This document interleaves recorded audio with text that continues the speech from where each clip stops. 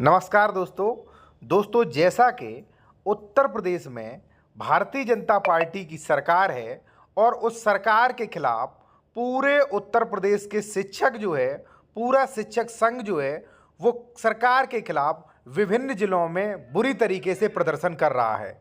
अब सवाल आता है कि इस प्रदर्शन का मुख्य कारण क्या है। वैसे अगर मैं आपको बताऊं कि जो भी सरकारें बनती हैं वो सरकार प्रशासन से नहीं बनती हैं बल्कि जनता उन्हें चुनती है।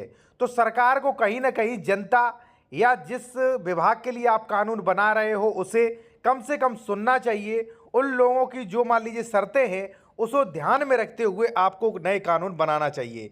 जैसा कि पिछले दिनों 1 जुलाई 2024 से पूरे देश भर में भारतीय जनता पार्टी द्वारा बनाया गया कानून लागू किया गया, जिसमें पुलिस प्रशासन को बहुत बहुबल दे दिया है। और अगर आप पुलिस प्रशासन के खिलाफ शिकायत करेंगे तो उन्हें बहुत मजबूत कर दिया है, उनके खिलाफ आप आसानी से शिकायत अब नहीं कर सकेंगे।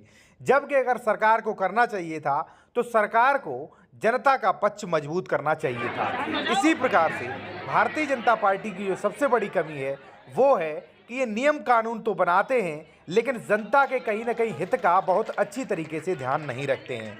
हम आते हैं यहाँ पर कि जो प्रदेश भर में शिक्षकों द्वारा प्रदर्शन किया जा रहा है वो क्यों किया जा रहा है। एक्चुअली 1 जुलाई से लगभग पूरे प्रदेश में शिक्षकों के लिए ऑनलाइन हाजिरी की व्यवस्था की गई है कि जो भी शिक्षक हैं वो 9 बजे तक अपने विद्यालयों में ऑनलाइन उपस्थिति दर्ज करवाएं और थोड़ा सा भी अगर लेट हुए तो पूरे दिन की एब्सेंट लग जाएगी। हालांकि शिक्षक जो है वो इस शर्त को मानने के लिए तैयार है, लेकिन शिक्षकों की कुछ शर्तें हैं, क्योंकि आने जाने में जैसा आपको पता होगा कि उत्तर प्रदेश या पूरे देश भर में अभी जो है जो भी मान लीजिए सड़क व्यवस्था है, ट्रैफिक व्यवस्था है, वो इतनी अच्छी नहीं है। इसलिए शिक्षकों की कुछ मांगे हैं, जैसा कि शिक्षक इस मांग को मानने के लिए पूरी तरह तैयार हैं।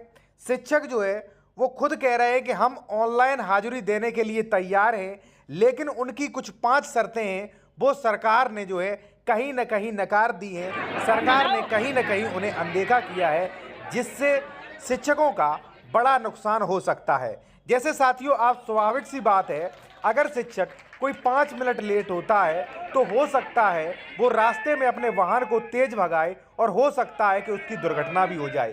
तो मैं कहना चाहूँगा सरकार से, शिक्षकों की ओर से, कि जो भी सरकारी अफसर, जो भी प्रशासन नियम बनाते हैं वहाँ पर शिक्षकों का या मान लीजिए जिसके आप नियम बना रहे हैं उसके हितों का भी ध्यान दिया जाए।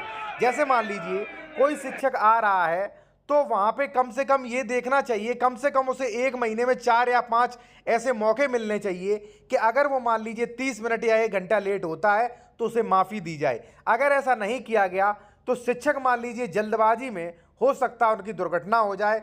और उत्तर प्रदेश या अपने भारत देश की ट्रैफिक व्यवस्था भी इतनी अच्छी नहीं है कि शिक्षकों को किसी भी ट्रैफिक नियम का मान लीजिए यहाँ पे उल्लंघन न करना पड़े, या मान लीजिए ट्रैफिक नियम इतने अच्छे नहीं हैं कि सुचारू रूप से वहाँ तक बिना रुके आ सके।